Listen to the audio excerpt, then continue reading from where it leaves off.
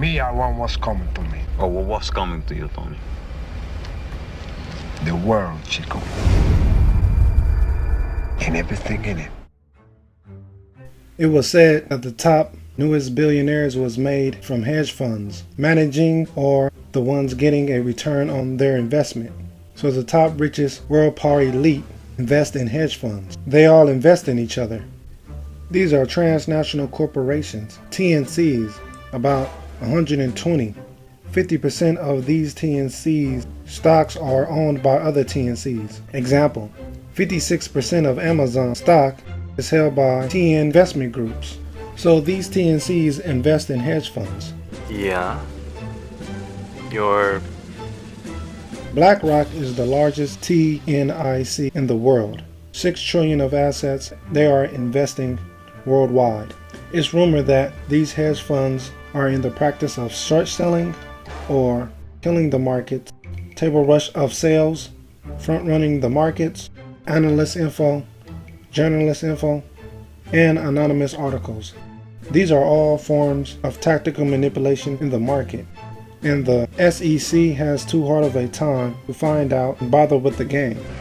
You ever wonder why fund managers can't beat the S&P 500? Because they're sheep, and sheep get slaughtered. The Swiss Central Bank is one of the largest hedge funds in the world. It operates as a TNC, an institution that does not belong to the state, like the Fed.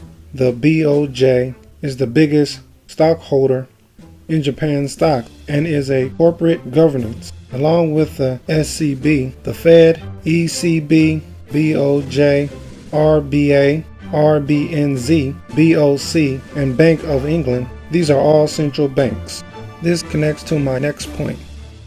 Point is, ladies and gentlemen, that greed, for lack of a better word, is good. So who are the two main players in world control? The central banks and commercial banks.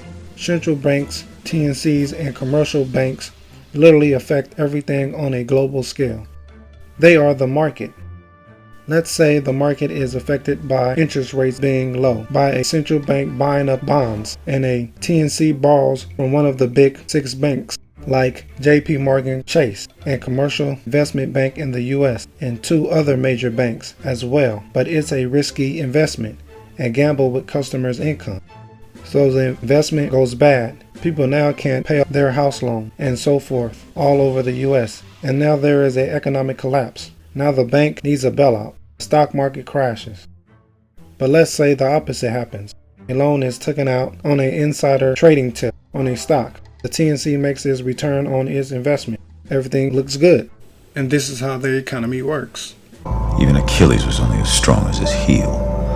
Now the world power elite has steps on how they protect themselves and their investment. This is accomplished by controlling the world population with 4 major divisions: government, media, religion, and the education system.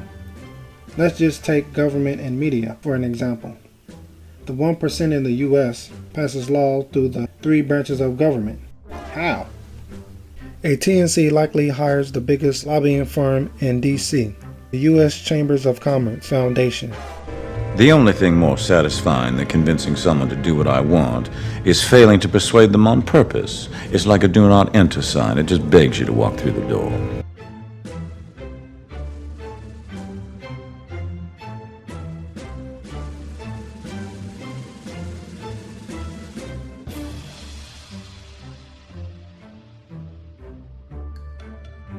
And this may run them around $50,000 a month. Now they can lobby for politicians on both aisles of the political spectrum. Democrat, Republican, Independent, whatever. All bureaucrats are persuaded with diplomatic precision.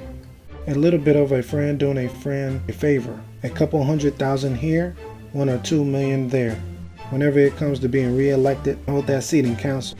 Now that you bought out a third of the whole legislative board, you can push a bill and it passes. Now you could dump waste in a public beach area with impunity. So I've heard. I got 20 other brokers analyzing charts, pal. I don't need another one.